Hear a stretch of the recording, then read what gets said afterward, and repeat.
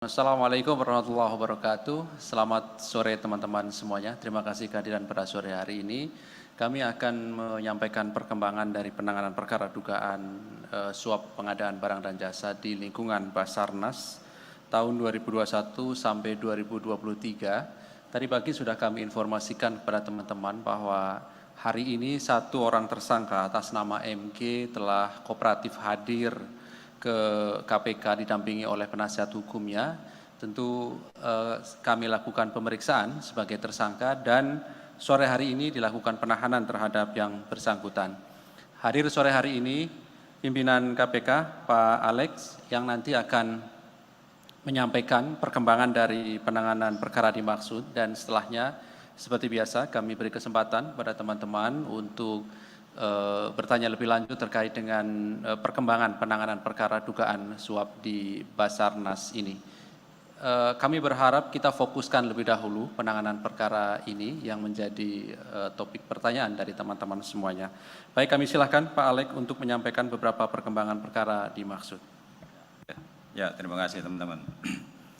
Ya, sebetulnya pengumuman sore hari ini kan kelanjutan dari apa yang sudah diumumkan KPK pada hari Kamis ya. Pada hari Kamis minggu lalu ya.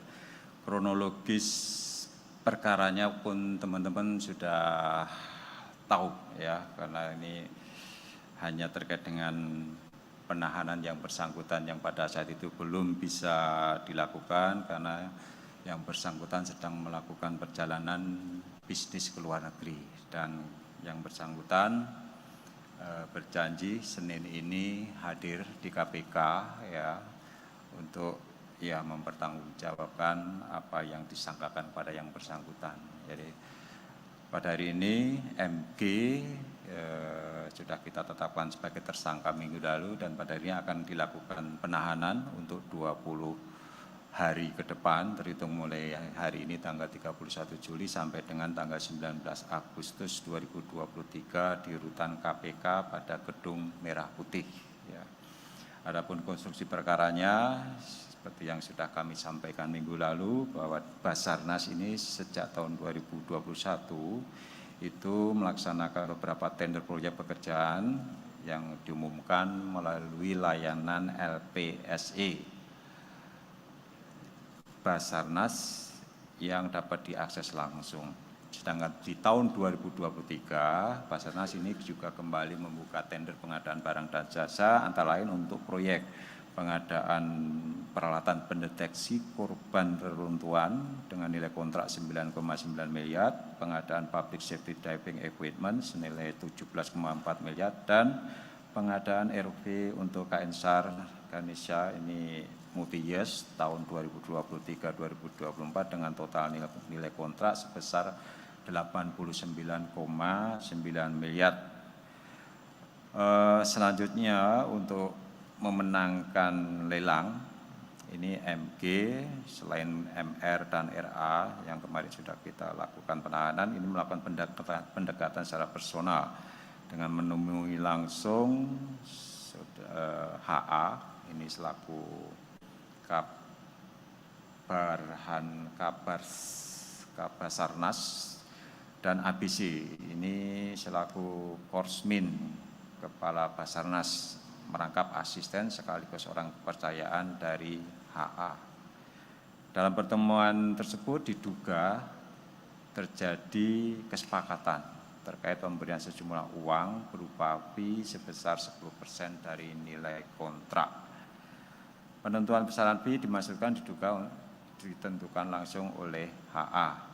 Adapun hasil pertemuan dan kesepakatan yang dicapai yaitu HA siap mengkondisikan dan menunjuk perusahaan MG dan MR sebagai pemenang tender untuk proyek pengadaan peralatan pendeteksi korban reruntuhan tahun anggaran 2023, sedangkan perusahaan RA menjadi pemenang tender untuk proyek pengadaan public safety diving equipment dan pengadaan ROV untuk KN SAR Ganesha tahun 2023-2024. Mengenai desain dan pola pengkondisian pemenang tender di internal Basarnas sebagaimana perintah HA antara lain dilakukan sebagai berikut. MG dan MR melakukan kontak langsung dengan PPK Satuan Kerja terkait. Selanjutnya Nilai penawaran yang dimasukkan semuanya hampir mendekati nilai HPS, harga perkiraan sendiri. Kemudian terkait dengan tadi penyerahan uang dimaksud diistilahkan dengan sebagai dana komando atau DAKO untuk HA ataupun melalui ABC. Mengenai persetujuan pemberian uang yang ditujukan bagi HA ataupun oleh ABC tersebut, MR selalu menginformasikan secara rinci pada MG selaku komisaris, sehingga MG memerintahkan bagian keuangan perusahaan untuk mengeluarkan anggaran kas perusahaan dalam rangka memenuhi permintaan sejumlah uang oleh ABC. Realisasi penyerahan uang jumlah sekitar Rp999.700.000 secara tunai dilakukan MR dengan ABC di parkiran salah satu bank yang ada di markas besar TNI Cilangkap. Atas penyerahan uang tersebut, perusahaan MG selanjutnya dinyatakan sebagai pemenang. Dari informasi dan data yang diperoleh tim KPK, diduga HA bersama dan melalui ABC mendapatkan nilai suap dari berbagai proyek di Basarnas tahun 2021 hingga 2023 seluruhnya berjumlah sekitar 88,3 miliar rupiah dari berbagai vendor pemenang proyek. Dana ini tentu nanti akan didalami lebih lanjut di dalam proses penyidikan yang akan dibentuk nanti tim gabungan penyidik KPK bersama dengan tim penyidik dari Puspom Mabes TNI. Tersangka MG sebagai pihak pemberi disangkakan melanggar pasal 5 ayat 1 huruf A atau huruf B atau pasal 13 Undang-Undang Nomor 31 Tahun 99 tentang pemberantasan tindak pidana korupsi sebagaimana telah diubah dengan Undang-Undang Nomor 20 Tahun 2001 tentang perubahan atas Undang-Undang Nomor 31 Tahun 99 tentang pemberantasan tindak pidana korupsi junto pasal 55 ayat 1 ke 1 KUHP. Demikian yang bisa saya sampaikan. Terima kasih. Baik, terima kasih Pak Alek yang sudah membacakan poin perkembangan dari penanganan perkara dimaksud. Jadi ketika tersangka pemberi suap tentunya sampai sore hari ini ketiganya sudah dilakukan penahanan dan yang terakhir adalah MG ditahan nanti sampai tanggal 19 Agustus 2023 di rutan KPK pada Gedung Merah Putih atau Kafling K4. Baik, kami silahkan 3 orang penanya. Oke, sebelah kanan saya ada 1, 2, 3, 4, 5 ya, boleh silahkan. Oke, dari kanan dulu mungkin.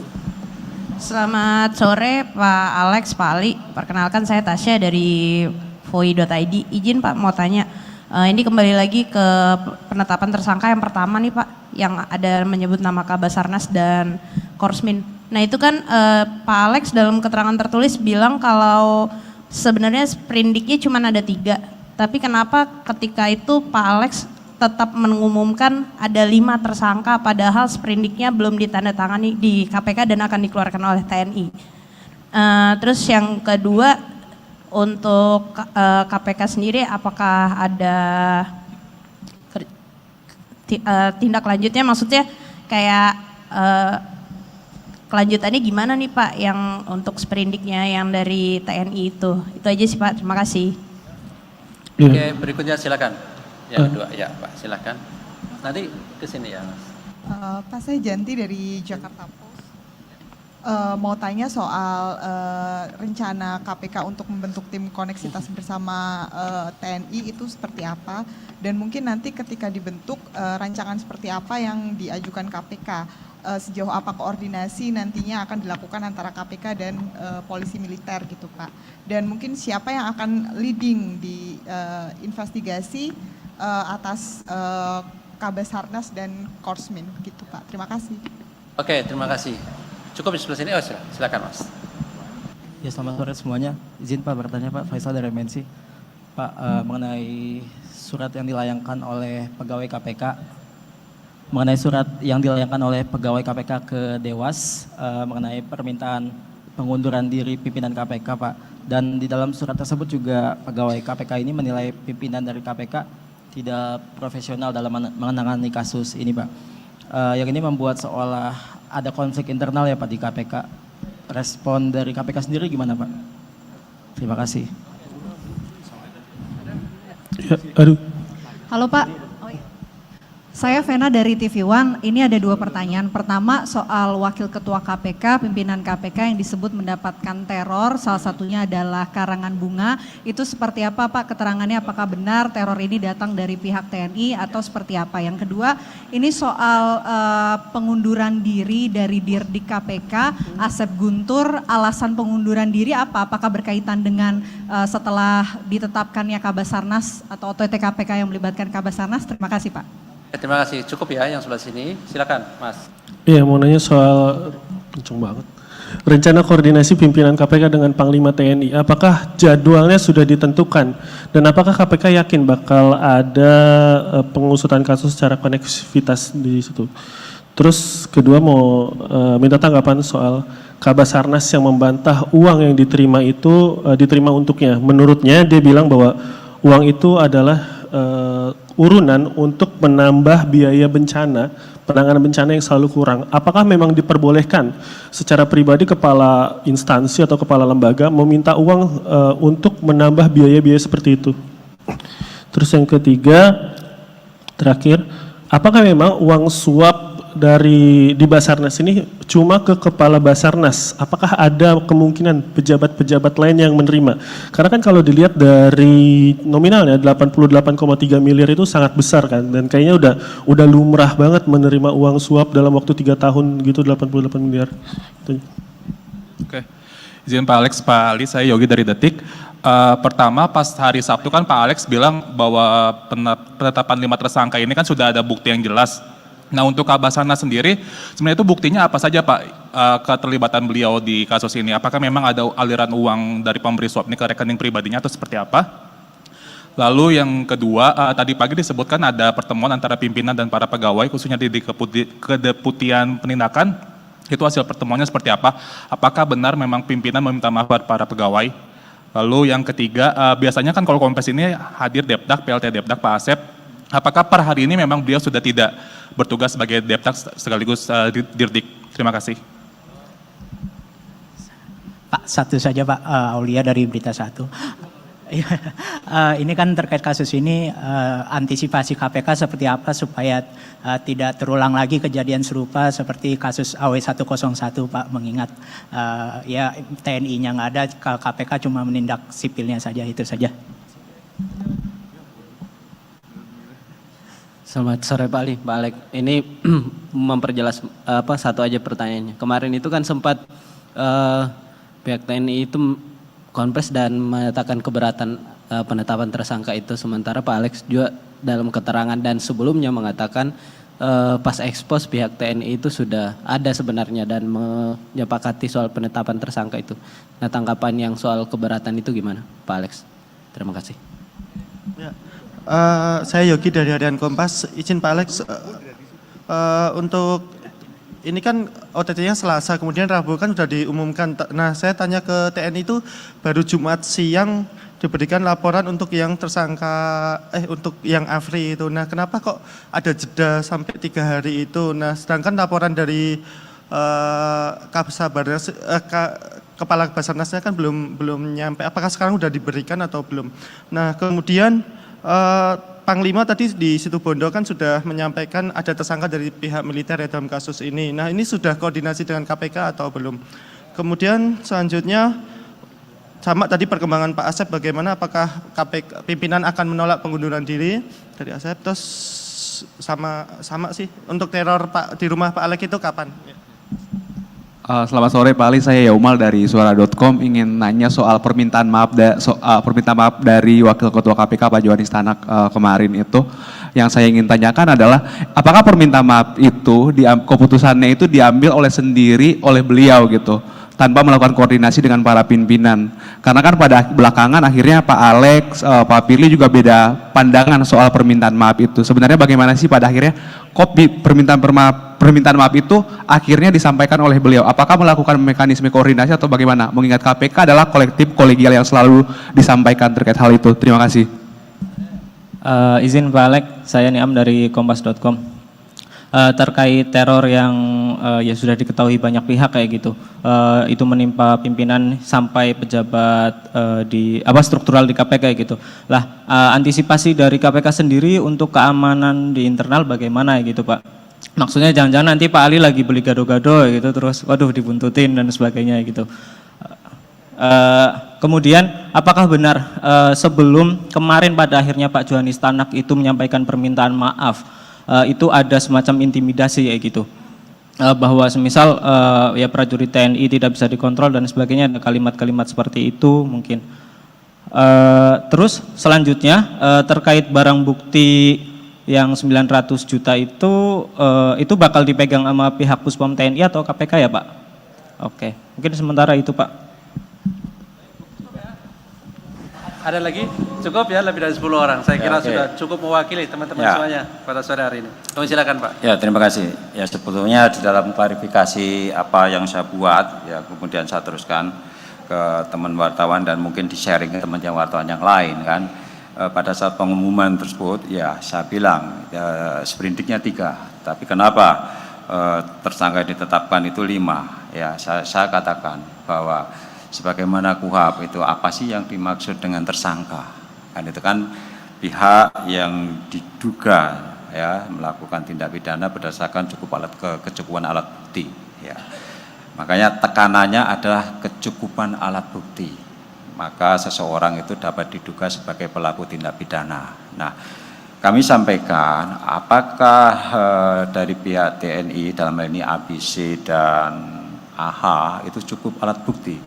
Cukup, dan itu disampaikan pada saat ekspos ya, pada saat ekspos. Jadi secara substansi, secara material ya, yang bersangkutan itu AH dan ABC itu sudah cukup ditetapkan sebagai tersangka ya.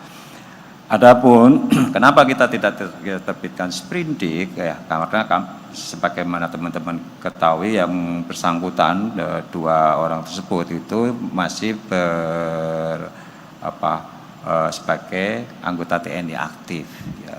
Nah, sejauh ini selama ini ketika yang pelaku tindak pidana itu masih berstatus sebagai anggota TNI aktif, maka penanganan perkaranya dilakukan oleh pihak Puspom TNI.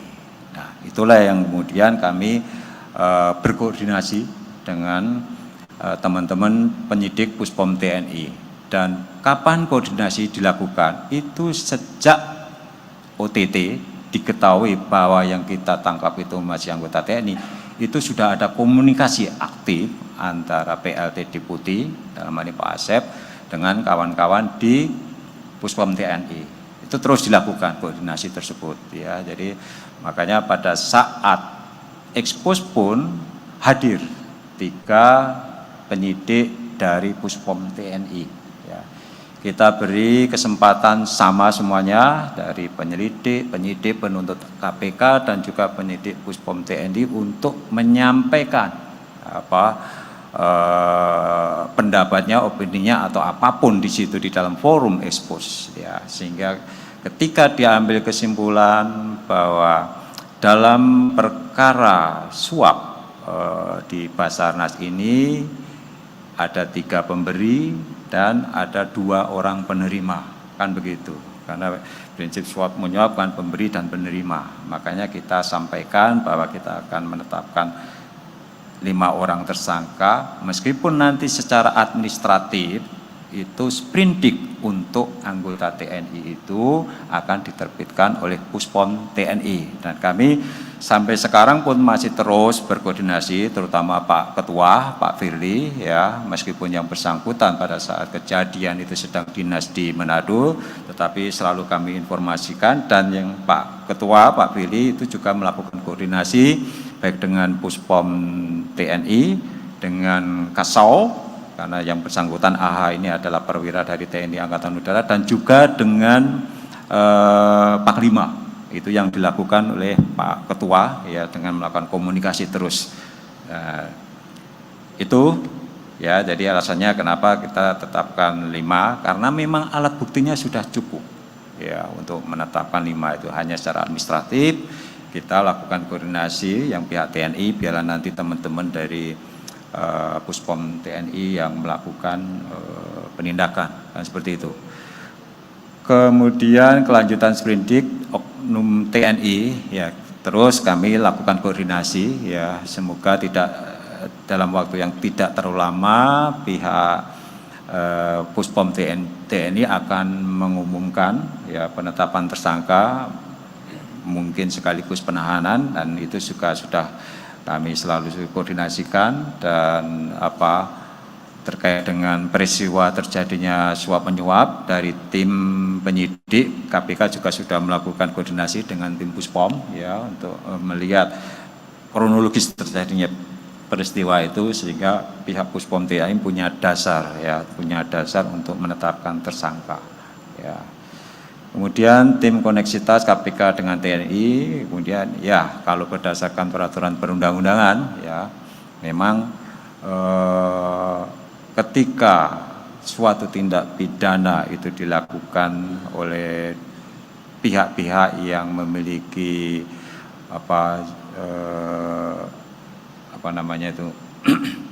jurisdiksi hukum yang berbeda, dalam hal ini apakah dilakukan menurut ketentuan hukum militer atau hukum sipil, maka itu bisa dilakukan secara koneksitas. Nah, sebetulnya di Undang-Undang KPK pun juga disebutkan, saya kira teman-teman sudah banyak mengetahui ya, belakangan ini banyak sekali ahli yang berpendapat, kan begitu.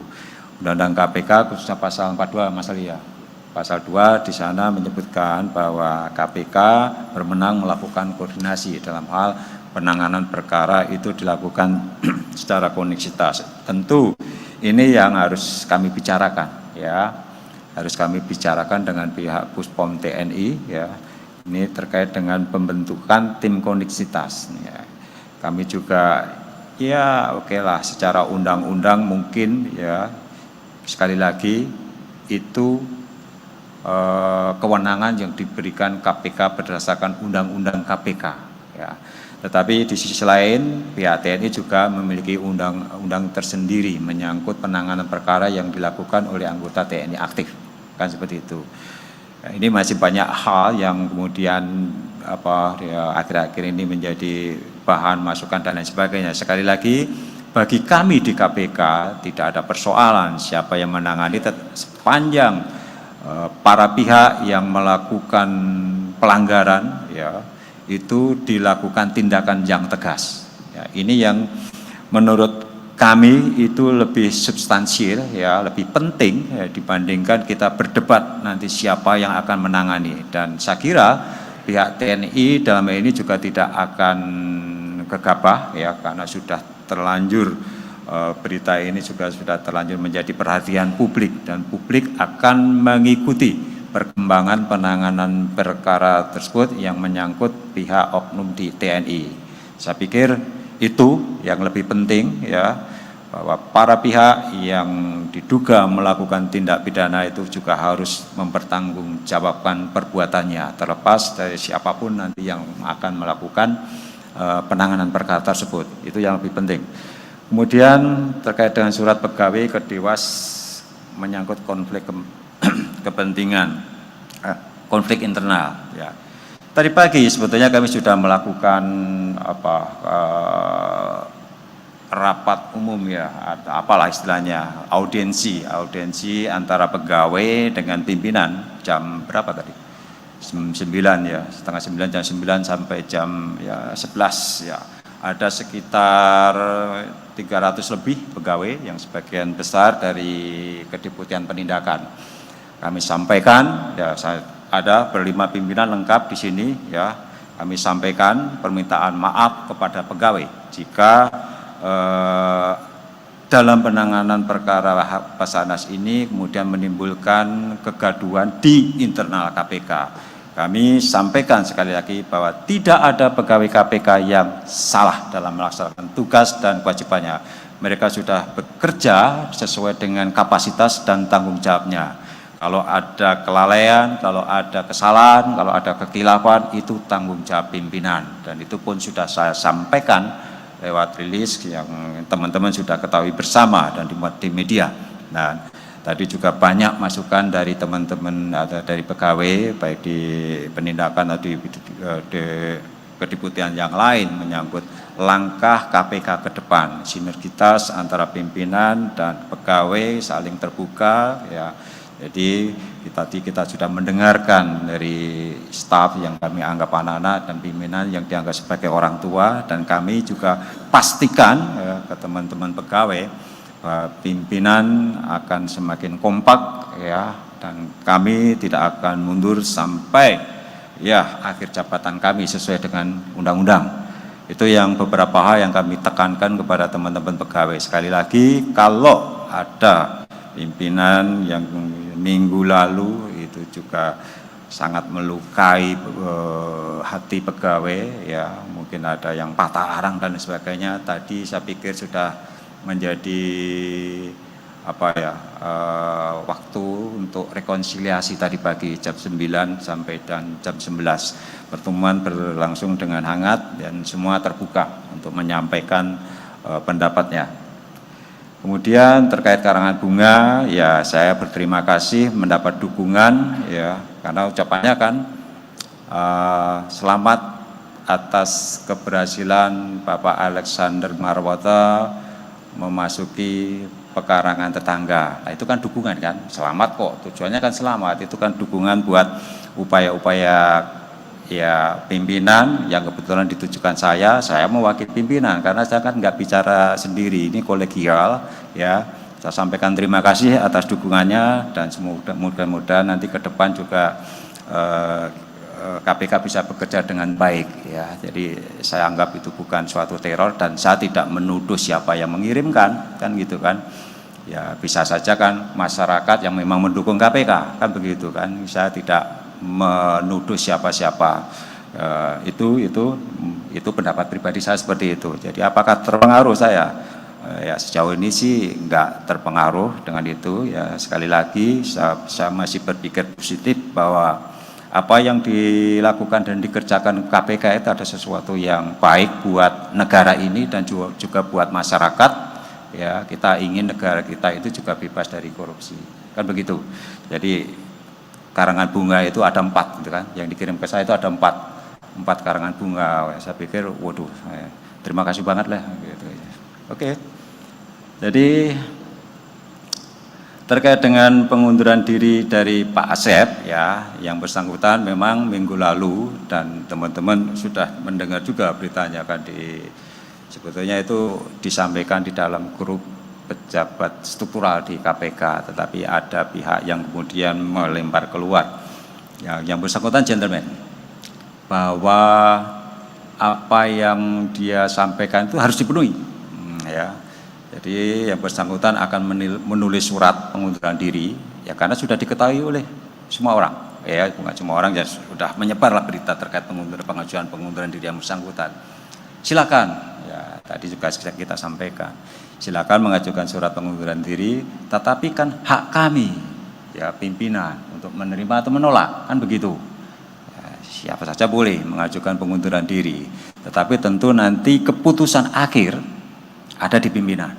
Tentu kami juga akan melakukan koordinasi dengan pihak Polri kan begitu ya. Jadi itu belum ada keputusan sampai dengan saat ini, yang bersangkutan juga masih menjadi PLT dan Direktur Penyidikan kan begitu. Kenapa hari ini nggak ada di sini? Yang bersangkutan tadi kebetulan pamit, ada giat di luar kan gitu kan. Saya pikir juga biasanya kalau perkembangan sekedar penanganan kan bukan saya yang hadir ya, tapi kan malah Deputi. Tapi oke lah, saya mewakili Deputi PLT, Deputi Penindakan kan seperti itu. Jadi nggak usah dipersoalkan, belum ada keputusan dari pimpinan untuk mengabulkan atau menolak PLT Deputi Penindakan atau Direktur Penyidikan untuk mengundurkan diri. Jadi secara formal ya, yang bersangkutan masih PLT Deputi Penyidikan dan Direktur PLT Deputi Penindakan dan Direktur Penyidikan sampai dengan sore ini ya.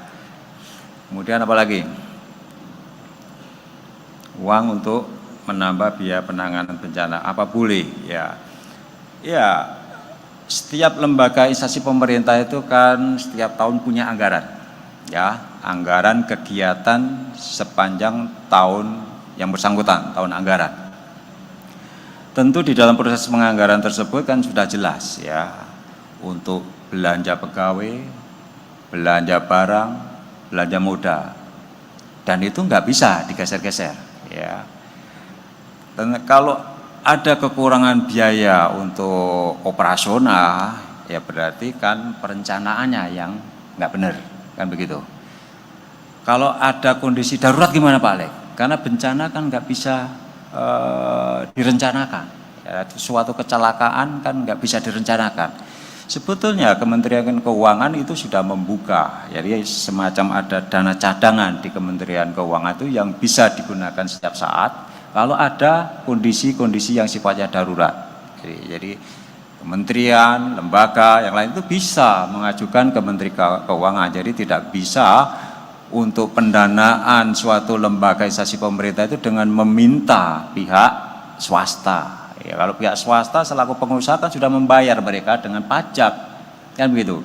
Jangan juga dimintai yang lain untuk kegiatan-kegiatan yang sifatnya operasional untuk mendanai atau biayai lembaga atau institusi. Jadi sekali lagi itu tidak dibenarkan, ya, meminta uang untuk menambah biaya penanganan bencana apapun alasannya, kan seperti itu. Kemudian apakah ada pejabat yang lain yang menerima? Tentu nanti akan dilihat di dalam proses penyidikan. Bukti keterlibatan Kabasarnas apa? Ya. Kemarin dalam ekspos sebenarnya sudah dipaparkan, bukti-buktinya apa? Ada transaksi-transaksi, ya, ada catatan-catatan dari Korsmin, ABC, yaitu sehingga bisa ketahuan ternyata itu sudah dilakukan sejak tahun 2021 sampai 2023 yang totalnya uang yang diterima itu 88 miliar. Ada catatannya semua. Dan juga keterangan dari saksi, ya, saksi yang kita periksa termasuk pihak yang tertangkap tangan. Itu tentu dari keterangan-keterangan saksi, kemudian bukti percakapan elektronis itu, dan juga bukti-bukti catatan-catatan itulah kami meyakini bahwa bukti yang cukup untuk menetapkan tersangka itu sudah ada. Kemudian apalagi kenapa tidak permintaan maaf, ya, dari pimpinan tadi sudah saya sampaikan, kan, ya, sekali lagi pegawai tidak ada melakukan kesalahan. Kalau ada kesalahan, kegelapan itu pimpinan, kan gitu. Jadi apakah ada tekanan-tekanan dari pihak TNI, ya itu tidak saya sampaikan di sini, ya gitu kan, hanya menjadi catatan saja, kan gitu. Terus antisipasi teror, nah kita akan kembali mengaktifkan, KPK akan kembali mengaktifkan kayak semacam SMS atau panic button. Jadi ketika ada pegawai yang mungkin mengalami tindakan-tindakan teror atau apapun, ya, terkait dengan pekerjaannya tentu saja, ya, dia tinggal memencet atau SMS gitu. Nanti kita ada staf yang kita tugaskan khusus gitu yang akan menerima dan langsung bergerak.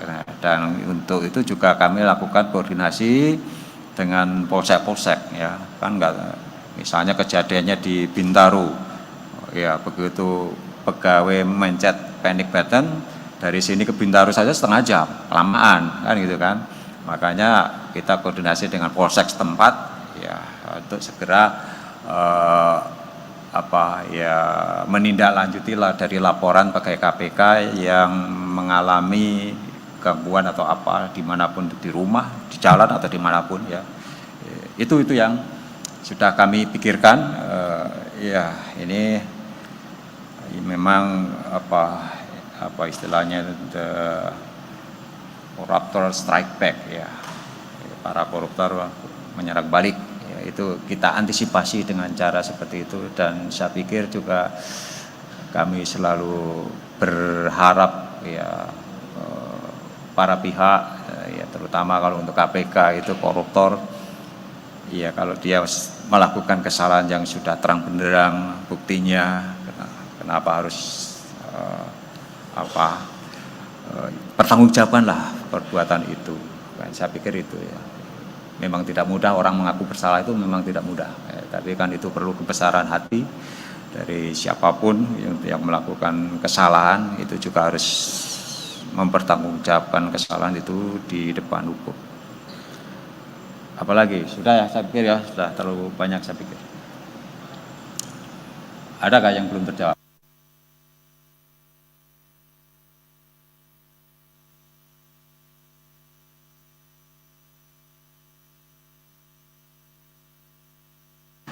Baik, saya kira cukup ya teman-teman. Oke ya, Mas Edi cukup ya? Cukup, baik. Baik, kami akhiri. Terima kasih kehadiran Pak Alex pada sore hari ini dan kehadiran teman-teman semuanya. Kami akhiri. Assalamualaikum warahmatullahi wabarakatuh. Terima kasih sudah nonton. Jangan lupa like, subscribe, dan share ya.